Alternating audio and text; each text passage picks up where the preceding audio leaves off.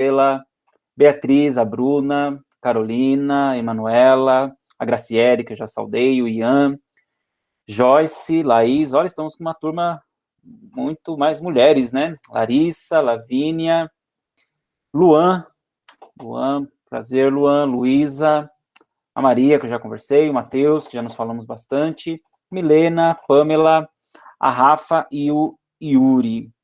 Prazer conhecê-los, né? A gente está aí nessa modalidade online, gostaria muito de estar no presencial, mas vamos nos adaptando, né? Vamos nos encaixando. Como eu disse no chat ali para o Luan, aqui em São Paulo estamos numa loucura de volta e não volta às aulas, né? Eu trabalho com adolescentes, vou explicar um pouquinho para vocês daqui a pouquinho o que me conduziu a este trabalho, e eu vou iniciar projetando o espaço, projetando a tela, mas fiquem à vontade de escrever no chat, tá bom? E eu vou abrindo o chat aí para a gente conversar, para a gente dialogar, porque quando eu projeto assim, eu perco, acho que eu tenho como eu projetar uma guia só, né? Me ajuda aqui, Maria, acho que eu consigo projetar uma guia só ou eu perco a visão de vocês? Só um momentinho, rapidinho. Tranquilo. Não, é porque eu mexo bastante no Teams. O Teams eu sei que me oferece isso. Mas vamos aqui, deixa eu ver Vou se... pedir para o Matheus ajudar a gente nisso, porque ele tem mais noção do que eu sou um pouco Opa, perdido. o Matheus é o tecnológico? É. Professor, deixa eu te falar. Você pode ir dando a sua aula e qualquer pergunta a gente tenta te interromper. Ah, perfeito. Então, você aciona o microfone aí. Isso. Ótimo. Obrigado. Perfeito, imagina. Então, deixa eu projetar aqui. É porque eu vou iniciar justamente já com uma pequena reflexão, que eu gostaria que vocês ficassem à vontade em escrever no chat, o que vem à cabeça, o que você entende sobre. Qual luto vivemos na pandemia, né? E aí, quando eu venho para trazer essa reflexão filosófica, porque justamente a filosofia, e aqui a gente está falando para diversos cursos, né? Mas a filosofia, ela surge justamente como uma proposta reflexiva, pautada na superação do medo do ser humano, que é o medo da morte, o medo do fim. Né? O ser humano, ele é o único animal com este medo. Né? Os outros animais agem ali por instinto, o ser humano, ele pensa o que é a vida. O ser humano, ele quer refletir sobre o sentido existencial. Eu estou com o meu cachorrinho aqui do meu lado dormindo, toda aula minha ele dorme, né? Às vezes eu falo, tá na aula de filosofia mesmo, né? Que ele sempre tira um cochilinho aqui no meio da aula, mas ele não pensa sobre o amanhã. Ele não pensa se ele está aproveitando o agora. Então ele não tem o medo de não ter o amanhã, né? Não existe essa noção de tempo para ele. Eu gostei muito dessa imagem. O ser humano, ele já é tomado por esta reflexão. Então, todos nós aqui, desde pequenos, nós temos uma reflexão sobre o que é certo, o que é errado, e qual é o sentido da minha vida, por que eu estou aqui. Muitos de vocês foram impulsionados à escolha desta carreira, à escolha da graduação, justamente por causa disso. Se nós estamos numa educação pública, e eu sou professor da escola pública e defendemos a instituição pública, é justamente porque nós acreditamos que ela agrega e traz um sentido para nós. E é com base nisso que eu quero iniciar. Recentemente, eu tenho aprofundado os estudos da filosofia com base na filosofia africana, que vem com a ideia justamente de tirar o centro da filosofia apenas no modelo ocidental, né, mas mostrar que a filosofia, inclusive, já existia muito antes do que a filosofia grega nos aproximou. E ela tem uma proposta de sabedoria de vida, que é justamente acerca disso que eu gostaria de falar com vocês. E parece contraditório falar isso para universitários, mas quando a gente entra nesses temas, e eu vi que amanhã vocês vão falar sobre saúde mental em tempos de pandemia, quando a gente entra nesse tema, eu só peço que tomemos cuidado em querer racionalizar demais. Né? Muitas vezes a gente tem essa tendência, o ser humano, eu vou falar um pouquinho disso daqui a pouco, mas o ser humano, ele quer racionalizar demais, né? O homem moderno quer racionalizar demais. Claro que nós estamos no ambiente acadêmico, e aí é um espaço para racionalizar. Só que existem temas em que nós vamos encontrar o abraço e o conforto justamente nessa não racionalização. E a filosofia africana, ela traz como proposta para toda a filosofia considerar a nossa raiz ancestral e considerar a nossa espiritualidade no processo de formação filosófico. no processo vital. Então, todos vocês aqui fazem filosofia. Quando você vive intensamente sua espiritualidade, não no âmbito religioso que eu estou entrando aqui, mas no âmbito de entender o seu sentido, o propósito da sua vida. Todos nós exercemos filosofia quando nós pensamos sobre este momento que nós estamos vivendo. E agora está tudo muito intenso. Principalmente agora, que tinha toda uma expectativa de esse ano retomar, e vai, não retoma, e as coisas vão patinando, e a gente fica ainda muito mais reflexivo. E cada vez o número de mortes aumenta, isso traz mais reflexão para nós ainda sobre o sentido da vida. Né? Hoje eu vivi muito isso, numa reunião de manhã, logo cedo, com um professor que retornou agora da perda da esposa, né? Ele perdeu a esposa. E ele falou que a imagem que fica na cabeça dele é ele dando tchau quando ela foi antes entubada, né? E eu vou falar daqui a pouquinho o exemplo dele no tema, mas para a gente perceber que toda uma expectativa que nós criamos, toda uma imagem, todo o imaginário social está sendo colocado em xeque agora. E a filosofia africana, ela traz justamente este propósito. Olha, entenda o ser humano em toda a sua totalidade, toda a sua totalidade. Então, Amenhotep foi um grande profeta quemético da filosofia egípcia. Ele vai trazer para nós a experiência da barca. Eu gostaria de propor agora que vocês pudessem escrever no chat, mas antes de escrever, que faça uma breve meditação. Se puder fechar seus olhos, feche seus olhos. Mas pensa em tudo que você hoje fez e faz e passou para estar aqui, para estar estudando, para estar conquistando o seu objetivo. Mas, acima de tudo, pensa em quem fez tudo isso junto com você para você estar aí. A nossa vida, ela não é uma construção individual. Ela não é uma construção solitária. Ela é aquilo que a filosofia africana vai dizer para nós do Ubuntu. Eu sou porque nós somos. E a partir da coletividade, desta movimentação do coletivo, que eu consigo encontrar a minha ancestralidade. E a barca, ela é uma grande vivência filosófica. Porque a barca, ela te leva para águas profundas. Ela te aprofunda no conhecimento. Ela te aprofunda no sentido vital. Mas ela não faz você perder o ponto de origem. E se hoje vocês têm essa oportunidade de estar com capacidade de discernir, capacidade de refletir, de estar estudando, de estar utilizando a sua profissão, é porque existiam pessoas que não alcançaram isso, mas fizeram essa construção desta barca para você. A gente vai entender por que eu vou entrar no luto começando com essa parte.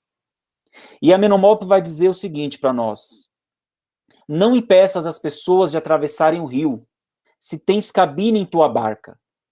Quando te derem um remo em meio às águas profundas, estende teus braços e pega-o. Portanto, o sentido de toda essa ancestralidade, de todo esse enraizamento, é para que hoje nós estamos aqui. E se eu tenho a capacidade de discernir, que eu possa colocar essas pessoas dentro da barca comigo. Portanto, a vida, ela é inevitavelmente partilha. A vida é inevitavelmente partilha. Então, se você pensa hoje nesses seus ancestrais, nas pessoas que lutaram para você ter hoje e estar, claro, junto com você, escreva aí qual é a palavra que vem à tua cabeça, né? Qual é o sentimento que desperta em você, justamente quando você traz essas pessoas consigo. Nesse processo de vivência. Fique à vontade, se é a gratidão, se é o respeito. Mas a própria filosofia africana vai trazer: honramos nossos ancestrais. E nós honramos nossos ancestrais potencializando a vida. E aqui eu queria entrar num filósofo propriamente, porque quando a gente pensa em luto, quando a gente pensa em vida, nós estamos falando de duas situações muito importantes. Vida é tudo aquilo que faz com que você potencialize algo. Que faz com que você se potencialize. Nietzsche vai dizer isso que é força de vontade. É vontade de potência, desculpa. A mesma vontade de potência que Spinoza também vai se referir na filosofia. O quanto eu consigo potencializar a vida. Um professor potencializa a sua vida muitas vezes aqui, na sala de aula, no momento em que ele começa a sua reflexão.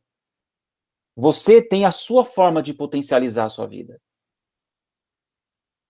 Quem quiser colocar um exemplo no chat, que atividade, que prática do seu dia a dia, que pode desabar o mundo e você não percebe nada ao seu redor, porque você está tão concentrado naquela atividade, que aquela atividade potencializa a sua vida. E o luto é justamente a perda desta força, ou o medo de perder esta força. Mas como nós vamos refletir aqui, o luto é o processo de aprendizagem em que eu vou saber reutilizar esta força e viver o objeto desejado de outra forma. Eu sei que a Maria fez a introdução, mas eu gostaria de introduzir um pouquinho, um pouco da minha vida, para a gente entender o que foi o meu processo de luto, de medo, né, de uma possível perda. E isso me levou muito a entender o que eu busco em minha vida. Né? O que é o Rafael, o que o Rafael quer. Que é justamente na busca da vida que a gente vai entender a superação do luto. E eu comecei a dar aula tem 10 anos, vai fazer 10 anos. Né? Estou com 34, comecei a dar aula com 25. E eu trabalhava com vendas, já formado em filosofia, já com uma pós-graduação, mas chegou um período que eu iniciei, primeira semana dando aula, toda aquela alegria, comecei a dar aula, pensei, puxa vida, né, passei por um desemprego, encontrei o que eu queria, comecei a dar aula, naquela semana eu recebo uma notícia que eu teria que fazer uma cirurgia cardíaca. Essa cirurgia cardíaca era uma cirurgia de 8 horas, um pouco arriscada, e eu teria que dar uma pausa aí em todas essas minhas atividades. E ali, para mim, foi difícil. Foi difícil entender que eu estava começando a engrenar minha vida profissional novamente, e eu tive que fazer uma pausa. E eu precisei fazer essa pausa. Então, ali eu vivi uma experiência do luto. Ali na minha cabeça eu não conseguia entender que poderia ser um fim. Que poderia ser um fim. Tamanha gravidade. Eu não conseguia... Para mim era o mantra. O mantra era, não é possível que vai acabar dessa forma aos 25 anos. Eu não me conformava, não aceitava essa possibilidade. Mas quando eu retorno da cirurgia, a gente volta com uma outra experiência de luto, né? É a perda de uma pessoa que percebeu que há coisas na vida que não vale a pena a gente perder tempo. Né? Tem coisas que a gente tem que aprender realmente a relevar. Tem coisas que a gente percebe que não vale a pena sofrer na vida, porque não depende de nós, que é inclusive uma questão chave que eu vou finalizar nosso encontro de hoje. E este medo, esta vivência desse luto, esse período que eu passei neste medo, fez justamente eu entender o valor do sentido vital, o valor da vida, o valor do perdão. E é justamente com base nisso que eu gostaria de trazer a reflexão aqui para nós. Eu gostaria que vocês pudessem falar no microfone, eu até pauso a tela aqui, mas... Mateus, Maria, deixa eu ver alguns nomes aqui. Perfeito, estou vendo aqui as palavras, amor, inspiração e força, show de bola, que nós precisamos muito. Mas para vocês, o que é a vida? O que é a vida? Essa é uma questão que eu gostaria de propor aqui, daqui a pouco eu projeto a tela. Mas fiquem à vontade em falar. O que é vida? O que realmente potencializa a sua vida? Dê como exemplo também, se for o caso. Né? Aciona o microfone, fica à vontade também, se quiser levantar a mão para falar. Boa noite, Rafael. Boa noite, Graciele. É difícil, né, definir, mas eu acho que seria para mim, né, o que me veio à cabeça primeiro, uma oportunidade de crescimento. Perfeito, vamos falar disso. Show de bola. Emanuela, já filosofei muito tentando entender esses questionamentos. Todos nós somos filósofos, viu, Emanuela? Todos nós somos filósofos. A vida, para mim, é contemplar os pequenos momentos. É força vital, né? É uma grande alternativa para a ansiedade, inclusive, né? Contemplar o agora, né? Contemplar o hoje, contemplar este momento. Apreciar o belo na filosofia estética, né? O que é a beleza, o que é o belo de Platão, né? Essa apreciação do belo, do sentido vital. O desejar este belo, né? O desejar esta contemplação. Quem mais gostaria de arriscar em definir a vida? E uma pergunta também importante. O que é o tempo? Neste tempo, o que é uma vida bem vivida para vocês? Porque o tempo é essa vida bem vivida. Eu gosto de definir o tempo assim. É a vida bem vivida. E o que é uma vida bem vivida? Vamos lá, Luiz. A vida para mim é o compartilhamento de várias experiências, às vezes boas, às vezes ruins. Perfeito. Ultimamente, né? A gente está partilhando aí algumas experiências e dividindo com a humanidade nossos sentimentos. A vida é um jogo diário para mim, Bruna. Acho que você aprende, você perde, você evolui. Mas você sempre deseja estar jogando esse jogo que um dia terá fim, justamente. Justamente. Esse fim é inevitável, né? E é este fim que nós temos tanto medo de discutir, né, Bruna? É este fim que nós tanto fugimos, e por isso a filosofia, a teologia, a religião, é justamente para o homem tentar se ver tentar se ver como que vai superar este medo desse fim. O tempo é justamente esta vida bem vivida. Eu costumo falar que muitas vezes a gente perde um tempo da nossa vida vivendo aquilo que a gente não gosta. Por diversas questões, indústria cultural, vocês já devem ter visto isso na faculdade, né, toda essa questão do consumismo, e muitas vezes a gente trabalha para o consumo e a gente não está feliz no trabalho, mas trabalha para pagar a conta, né, e aí a gente vai vivendo essa rotina, até ter uma grande dificuldade de perceber, puxa, o que realmente potencializa a minha vida, né. Eu carrego comigo, após alguns acontecimentos, o viver intensamente, aproveitando, como citei, antes os pequenos momentos, e pensar no hoje sem se prender ao amanhã. Desafio, é um desafio muito grande, né? Na psicanálise a gente tem entendido muitas pessoas com medo do amanhã, até porque também há toda uma mediatização em cima deste medo, né? Principalmente o medo do amanhã, economia e tudo mais, né? Perfeito. Esse tempo bem vivido, de tal forma que esse tempo bem vivido, há uma expressão chamada happy hour, em que a vida feliz, a hora feliz, é a hora que eu termino o trabalho. Ou seja, a hora feliz é a hora que eu passo longe, eu estou distante do momento em que eu passo mais tempo da minha vida, que é o trabalho. Só a gente fazer um cálculo básico aqui, vocês vão ver quanto a gente vai passar parte da nossa vida trabalhando. E a hora feliz é quando eu não estou nisso. Olha que louco isso, né? Esse professor que eu falei para vocês dessa partilha do luto, ele está aposentando e a esposa tinha acabado de aposentar, né? E aí ele estava na expectativa de curtir a aposentadoria, e infelizmente isso não vai acontecer, né? Então é uma perda de si também, além dela. Me questiono muito sobre isso, felicidade ou fuga? Justamente, né? Felicidade ou fuga ao happy hour, né? Então, o que eu quero propor aqui, e eu vou ler um trecho do livro do Sponville, é justamente o que é uma vida bem vivida. E eu gostaria de iniciar partilhando agora com vocês essa leitura. Deixa eu só projetar aqui novamente. Que é justamente um trecho da obra chamada Bom Dia, Angústia, de André Sponville. Ele vai dizer o seguinte: a vida é boa, acima de tudo. É boa por si mesmo. O raciocínio nada conta para isso. Olha o que eu falei da racionalização, né? Não dá para racionalizar sobre a vida, né? A Graciele já falou, é difícil responder, é difícil. Eu, como filósofo, como professor de filosofia, muitas vezes eu travo para responder isso. Não se é feliz por viagem, riqueza, sucesso, prazer. É-se feliz porque se é feliz. E ponto. A felicidade é o sabor mesmo da vida. Como o morango tem gosto de morango, assim a vida tem gosto de felicidade. O sol é bom, a chuva é boa, todo ruído é música. Ver, ouvir, cheirar, saborear, tocar, não é mais que uma sucessão de felicidades. Mesmo os pesares, mesmo as dores, mesmo o cansaço, tudo isso tem um sabor de vida. Existir é bom, não melhor do que outra coisa, pois existir é tudo, e não existir não é nada.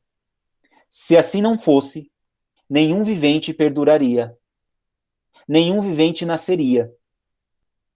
Pensem que uma cor é uma alegria para os olhos. Agir é uma alegria. Perceber é uma alegria também. E é a mesma. Não somos condenados a viver. Vivemos avidamente. Queremos ver, tocar, julgar, queremos descobrir o mundo. Todo vivente é como que um passeante da manhã. Ver é querer ver. Viver é querer viver. Qualquer vida é um canto de regozijo. Isto é a filosofia de Sponville. E é justamente a potencialização da vida que eu gostaria de partilhar a resposta da colega ali, de troca de experiências, né? A vida é um jogo, a gente aprende. Mas para entender que o ser humano, ele se constrói no mundo. A sua formação de sujeito, ela se dá justamente pela formação do indivíduo coletivo.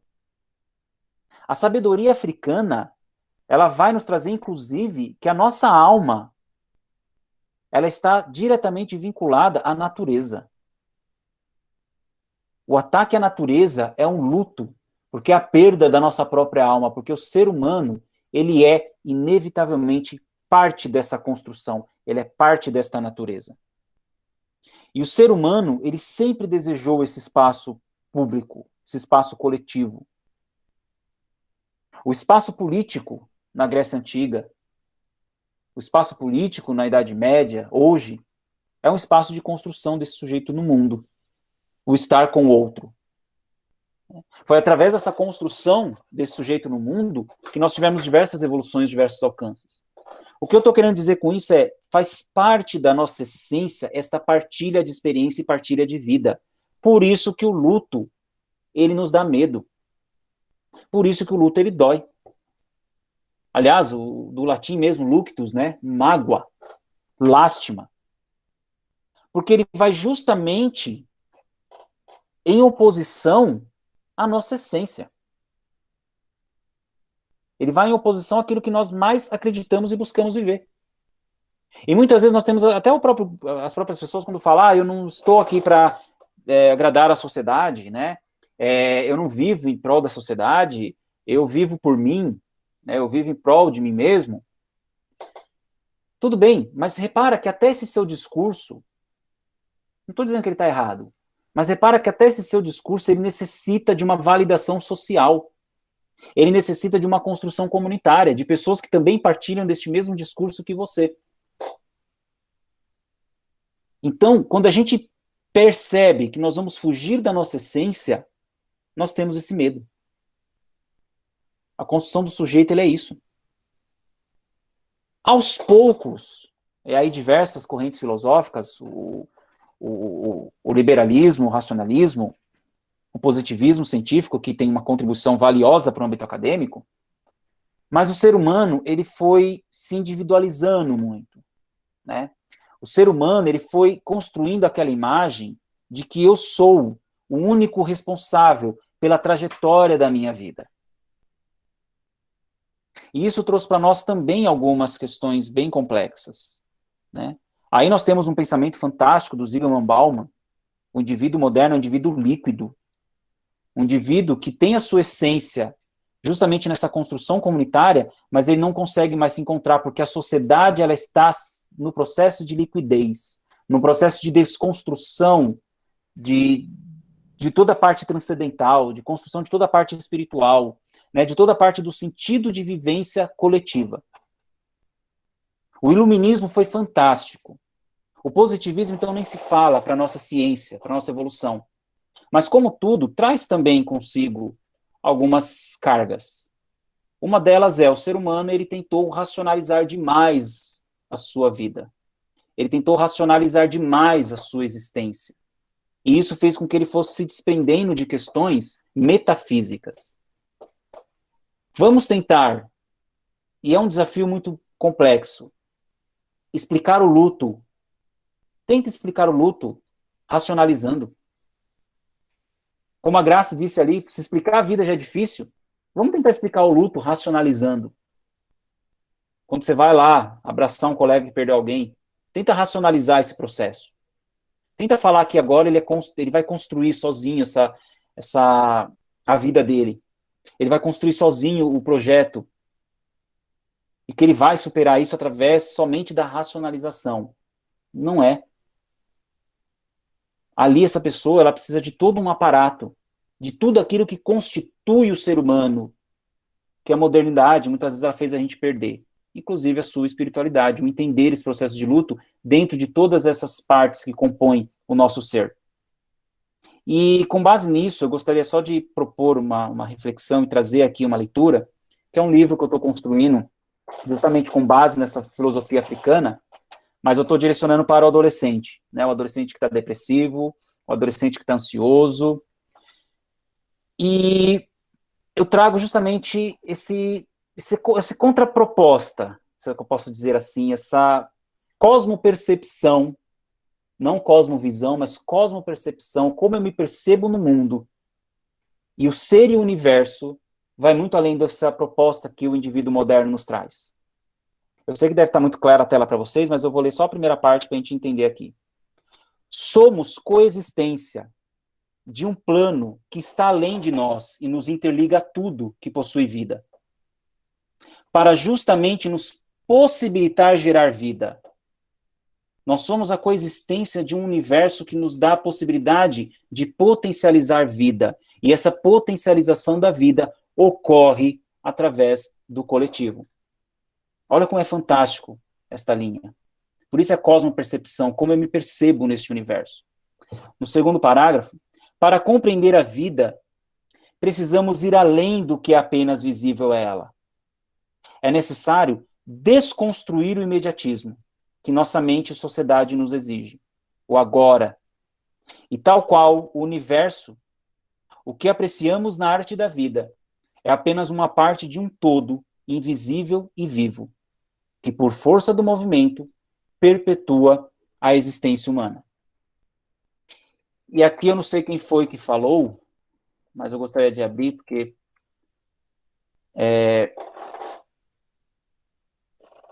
eu me questiono muito sobre essa questão, alguém citou aqui no chat, sobre essa parte de partilhar as experiências, e a gente entender um pouco esse processo do movimento na filosofia. Porque para a filosofia africana, a vida, ela é movimento puro. A vida é movimentação para a filosofia africana. E se a gente observar, a nossa vida, ela surge através dessa movimentação. Não nesse slide, no próximo, eu já vou falar dessa questão do Heráclito, o movimento. Mas olha como que, graças a essa inconstância da vida, essa constante alteração, né, constante mudança, que nós estamos aqui. Nós somos gerados pelo movimento. O que é um ato sexual? O que é todo o processo de fertilização? Movimento. O que é o processo gestacional? Movimento. A nossa vida é movimento. Eu não saio daqui hoje o mesmo Rafael. Eu saio outro Rafael. Minha vida movimentou. E essa troca de experiências. E quando a gente fala do luto, e aí nós temos toda a forma de tentar entendê-lo, tentar superar, nós temos também que considerar toda essa dimensão metafísica do ser humano. Por quê? Porque essa dimensão metafísica, do além do agora, do além do que eu estou vendo, gente, ela é histórica, ela ultrapassa aquilo que nós compreendemos sob linha do tempo na história. O ser humano buscou o conforto no transcendente para lidar com o luto. Os gregos antigos tinham um ritual, né? Você tinha que fazer todo o processo de sepultamento. Durante o sepultamento, as guerras eram interrompidas em respeito à perda do outro. Por quê? Porque o grego está muito focado na sua terra, no seu povo. Então, a morte de um grego era a morte de um povo todo. E, gente, isso compõe tanto o nosso imaginário social, que hoje o que nós vivemos, e a gente sofre quando vê essa quantidade de perda que nós temos devido ao momento que estamos vivendo, parece que nós perdemos um pouquinho de nós também. Olha como dói na gente quando você fica vendo esses números. Porque sim, nós perdemos um pouquinho de nós também. E esse não é o único tipo de luto, vou falar dos outros.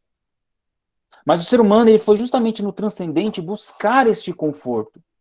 Quem quiser depois no YouTube pegar o filme Troia, né, o clássico, mas o diálogo do rei de Troia com Aquiles, quando ele perde o filho para Aquiles, Aquiles mata o filho e leva o corpo embora, ele vai diante de Aquiles e ele pede, me deixe fazer o ritual fúnebre do meu filho. Eu preciso disso, nosso povo necessita disso. Eu preciso colocar, como a imagem aqui, né? Eu preciso colocar as moedas nos olhos dele para que ele possa entregar ao barqueiro para conseguir chegar ao reino dos deuses. Ao mesmo tempo, todo esse luto, ele traz para nós uma regra moral. Olha a importância dele na filosofia. É meio louco, né? A gente fala assim que o luto ele é importante, mas ele é.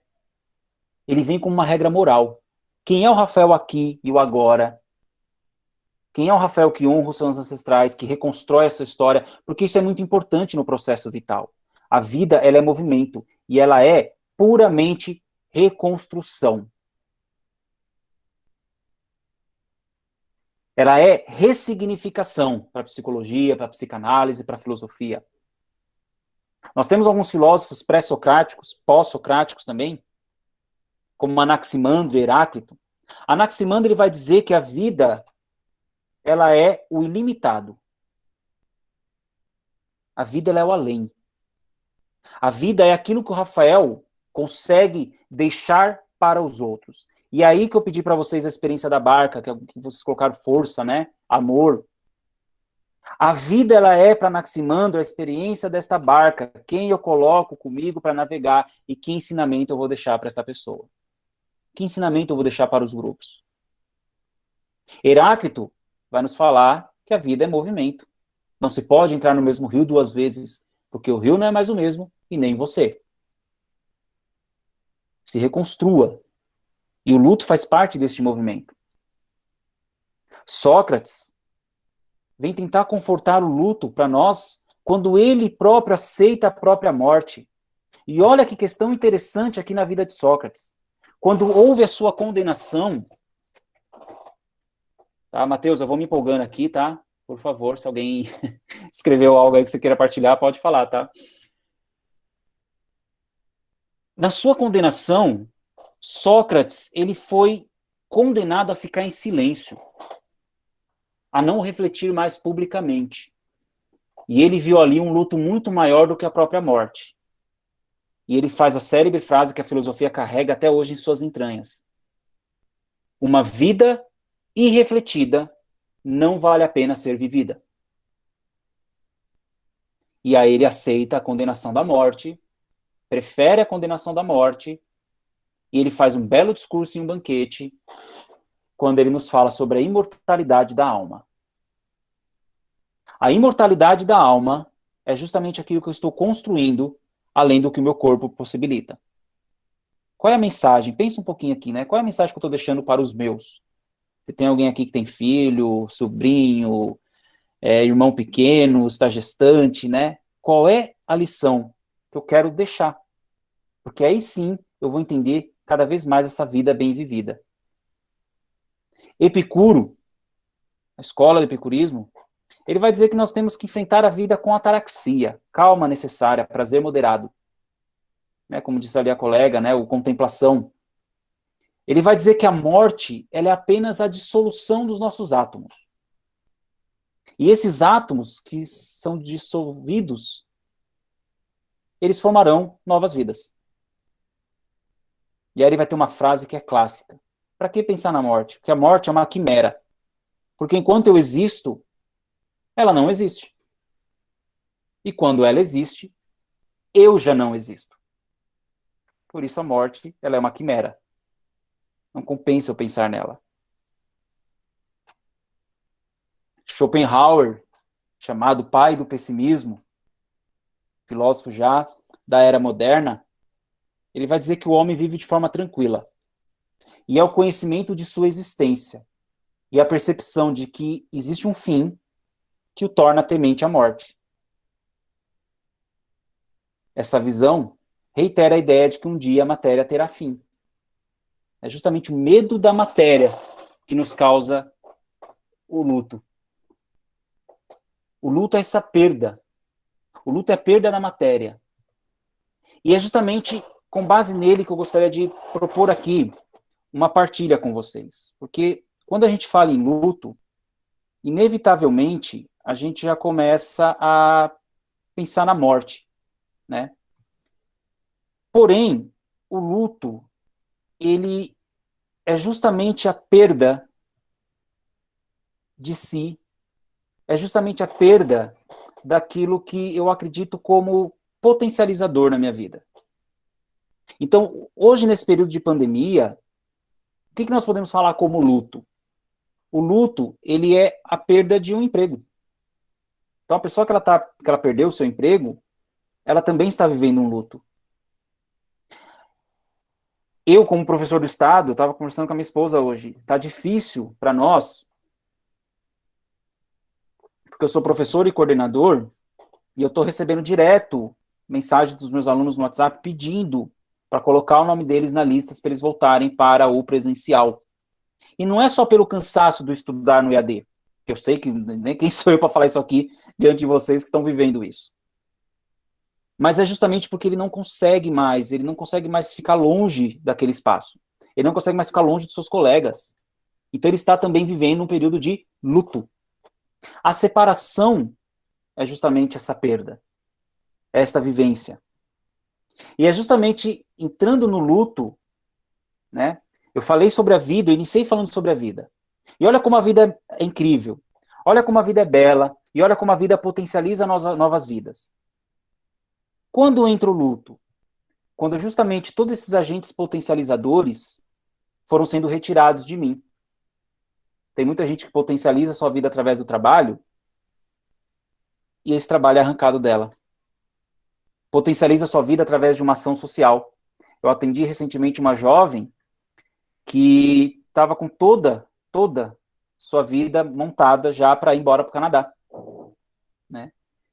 E aí, inicia a pandemia, foi proibido as viagens, atrapalhou os planos dela, ela não conseguiu fazer a mudança, e ela já tinha vendido a casa dela no Brasil. Né? Ela viveu um luto profundo. Né? Por quê? Porque foi o luto da expectativa, né? O luto do futuro. Aí a questão da ansiedade. Não sei se alguém viveu essa experiência, né?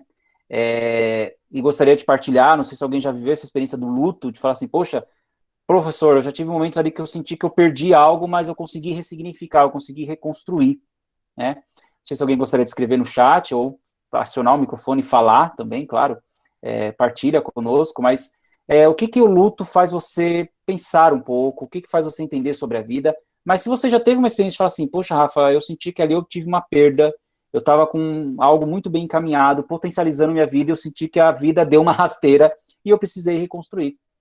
Né, alguém tem aí uma partilha? Alguém gostaria de falar sobre, trazer a sua experiência? O Rafael, a Graciele de novo. Claro. Eu queria te ouvir falar, porque eu acho que você pode falar muita coisa. Eu já me peguei, assim, me questionando, né? Eu te falei que eu acho que a vida é aprendizado, né? Então, é uma oportunidade de aprender, e se a gente quer aprender, a gente quer mudar, né? Então, eu tenho muito comigo, tenho tido nessa pandemia, assim, a sensação de que eu quero trabalhar o apego. Quando eu falo em apego, eu penso assim, quando a gente se apega, isso em coisas, em pessoas, em situações, pode ser qualquer coisa, né? Que a gente fala em apego, pode imaginar pessoas. Não, um apego a pessoas, a coisas, a situações, isso gera a possibilidade de eu vivenciar um luto. Estou errada? Sim. Não, porque se eu estou apegada, apego no sentido assim, não sei nem se eu vou conseguir te explicar, né? Mas se eu tenho apego a alguma coisa, quando eu perco aquilo, isso vai me trazer um luto, vai me trazer um sofrimento, alguma coisa nesse sentido. Então, fico pensando assim, acho que o mais importante seria a gente aprender a se desapegar das coisas. Né? Você está falando em coletivo, parece que eu estou falando totalmente o contrário, né? Mas eu imagino que se a gente aprender a se desapegar, fica mais fácil. Né? Assim, eu gosto muito, você falou do trabalho, eu amo trabalhar, é o que me dá o gás. E aí agora parei, né? Então, assim, eu sou apegada ao trabalho, mas se eu não souber reinventar, como você disse, né, nesse momento, desapegar um pouco do trabalho e vivenciar outras coisas, eu acho que isso me traz um luto, sim, né? Não sei, não sei. Sim. Eu queria que você falasse um pouco a respeito disso pra gente. Claro, mas sabe o que é interessante, Graciele? Você trouxe muito bem, porque o excesso de apego hoje, né? Mas a pessoa em si, muitas vezes foi porque, de repente, a pessoa não teve ou a afetividade, o carinho necessário quando criança, e aí, de uma certa forma, ela tem apego pelas coisas hoje, né? Porque ela não quer perder aquilo, ela não soube lidar com perdas, ela não soube lidar com... Então, o que é esse excesso de apego, na verdade?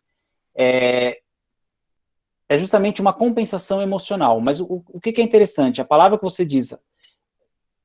Olha que legal o seu raciocínio. Poxa, eu começo a perceber se não é melhor eu desapegar, né? Na verdade, esse desapegar é justamente o medo do luto.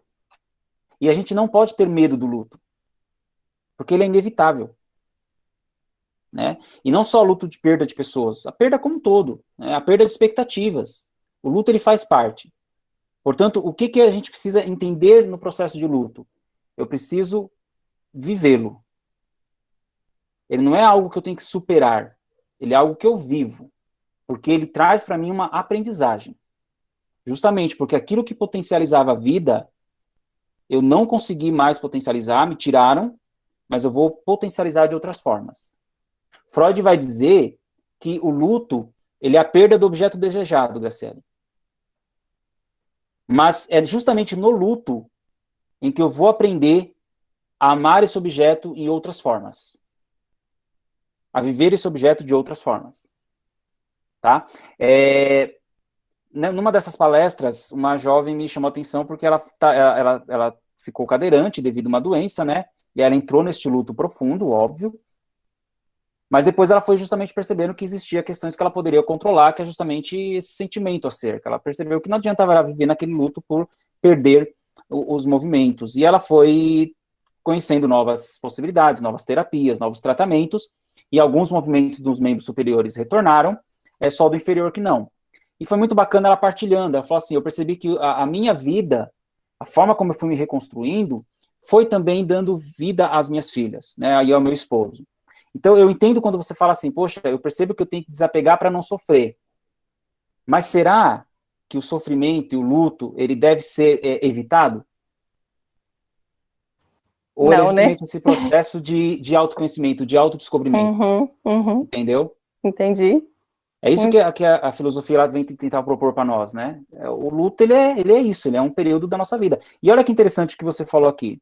O luto, ele é, na verdade, um embate, uma disputa entre o mundo real e o mundo desejado. Eu desejo algo, mas muitas vezes o mundo real está trazendo para mim uma diferença muito grande. Essa jovem para o Canadá. Ela desejava algo e o mundo real trouxe para ela, filha, sossega aqui, né? Calma, que não é agora o momento.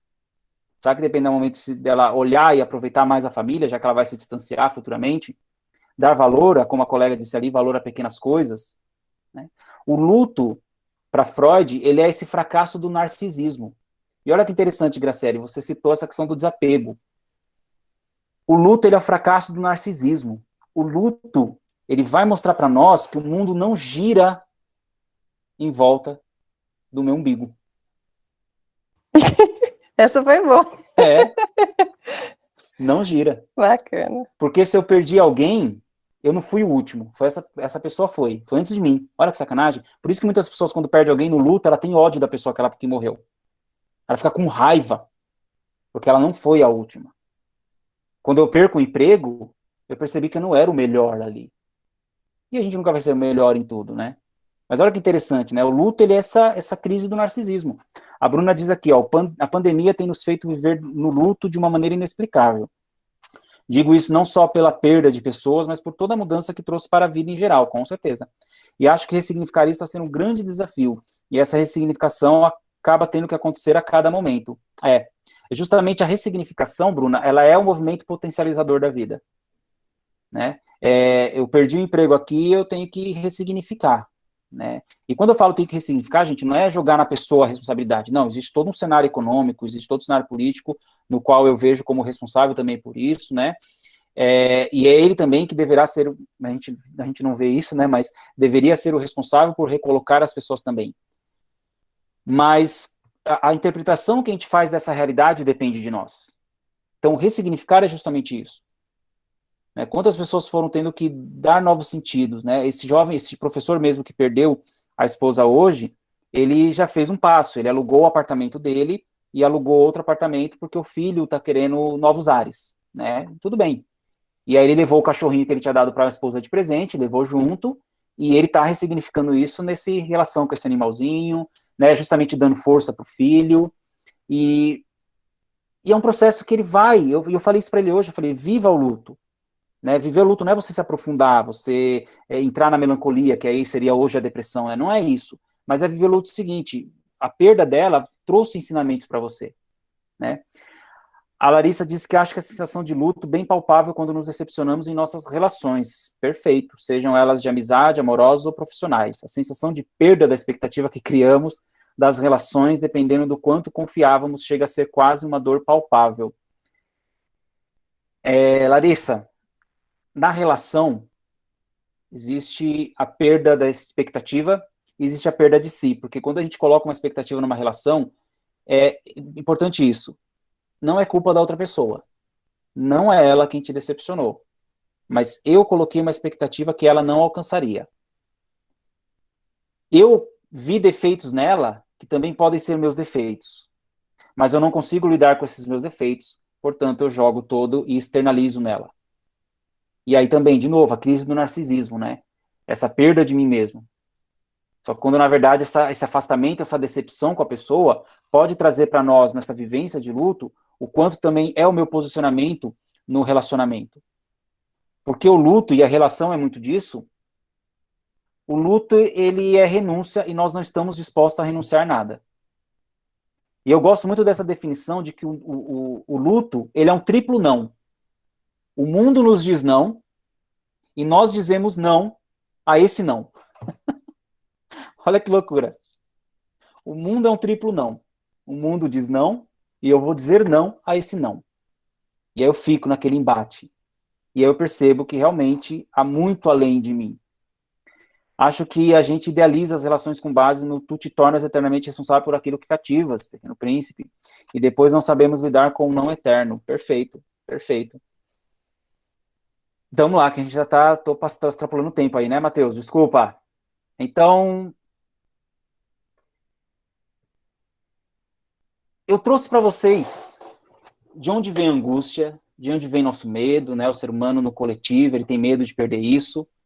Mas eu gostaria de partilhar um slide aqui, que ele vai justamente trabalhar em nós, interessante como vivemos para fazer planos e, ao mesmo tempo, este planejamento nos faz sofrer quando não fluímos como desejamos. Perfeito. E a gente cria expectativa demais, às vezes, né? Isso é a mente do ansioso, né, Luísa? É a mente do ansioso. Cria expectativas, imagina, idealiza, e aí não acontece da forma como ele quer, e aí ele fica bravo porque não é do jeito dele, né? Deixa eu projetar aqui, espera só um pouquinho.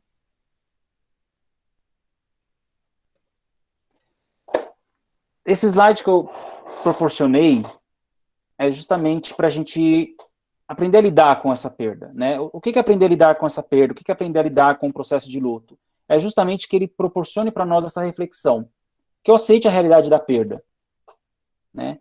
E muitas vezes rituais de despedida auxiliam nesse processo.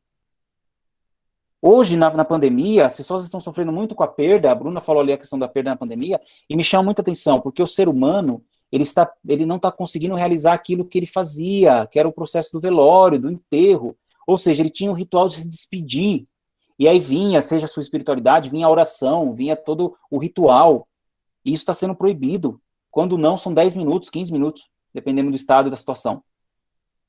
Segundo ponto, reconheça o sofrimento. Tudo bem. Tem pessoas que, olha que interessante, as pessoas têm dificuldade de reconhecer o sofrimento.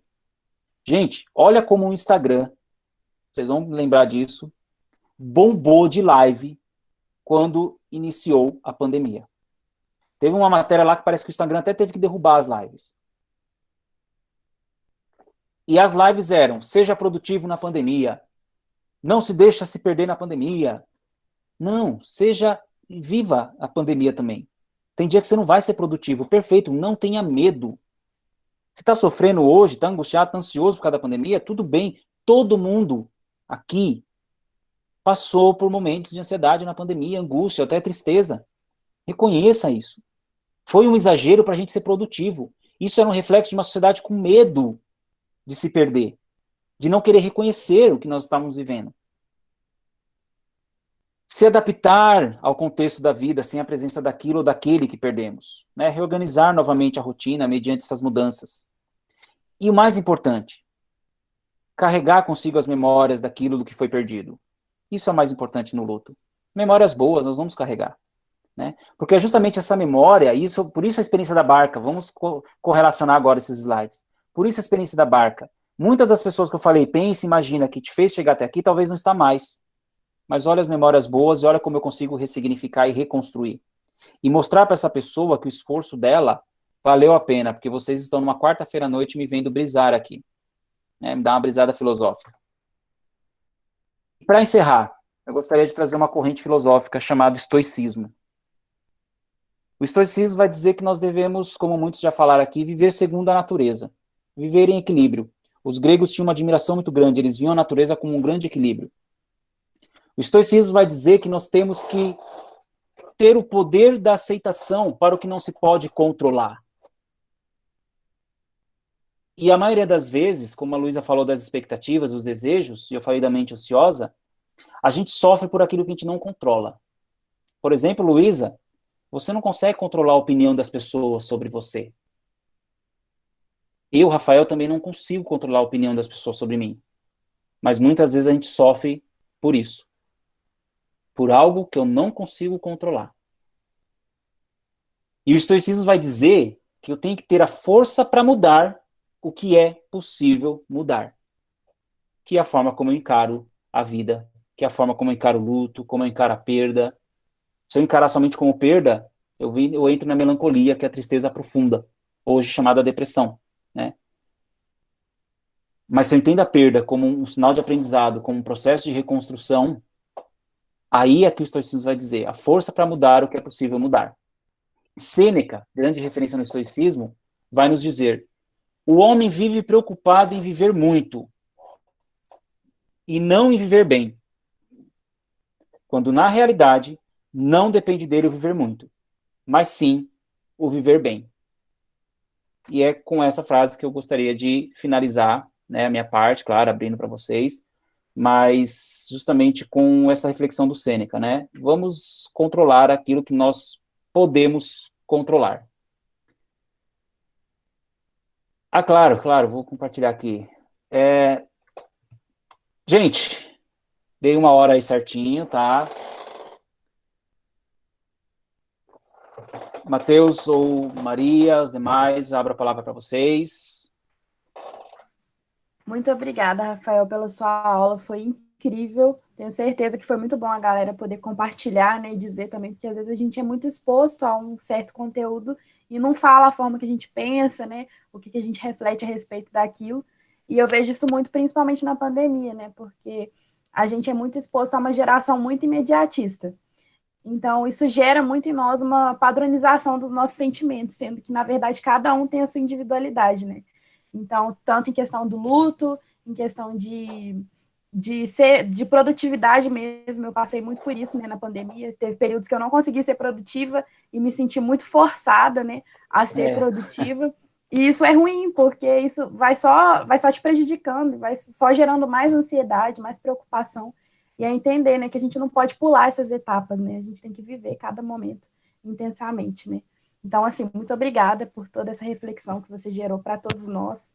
Muito obrigada mesmo por essa oportunidade. Imagina, eu que agradeço o carinho, as mensagens, deixei meu Instagram em cima, né, professor _ Rafael _ Michelon. Me coloco à disposição sempre que vocês precisarem, tá? A gente está aí, grupos de estudo, debate, eu amo o que eu faço, educação para mim me perdoe as demais profissões, mas não adianta, para mim é o caminho da salvação, eu amo demais a educação, então estou à disposição, fiquei muito feliz quando o Matheus me solicitou, né, pediu aí esse momento, obrigado também Maria, obrigado a Liga, né, enfim, estou à disposição, e confesso que para mim é sempre um aprendizado, né, como terapeuta, A gente costuma falar uma coisa, Maria, que é muito interessante, né? Você falou da produtividade e tudo mais, mas eu falo que a pessoa que nos procura para fazer terapia, geralmente é a pessoa que nós estamos precisando para nós, né? E eu acredito que a aula também, né? Então, não só contribuir, mas com certeza vocês trouxeram para mim informações e novas formas de encarar, né? E fico realmente muito, muito satisfeito em estar aqui com vocês. Muito obrigado. Obrigada a você. É o compartilhar, né, que a Luísa falou para a Sim, gente no chat. justamente. E acho que você está vendo o chat, né? A galera está dando um feedback. Obrigado, agradeço. O pessoal gostou bastante. E antes de finalizar o dia hoje, eu só gostaria de compartilhar com vocês alguns projetos solidários, que a gente tem feito isso todos os dias, né? A fim de criar essa corrente solidária.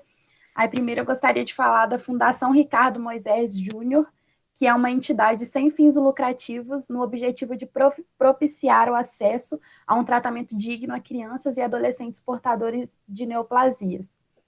E todos esses que eu falar aqui, gente, a gente pode ajudar tanto doando, quanto compartilhando nas redes sociais, tudo isso gera uma corrente do bem que todos vocês podem ajudar e todos nós podemos ajudar, né?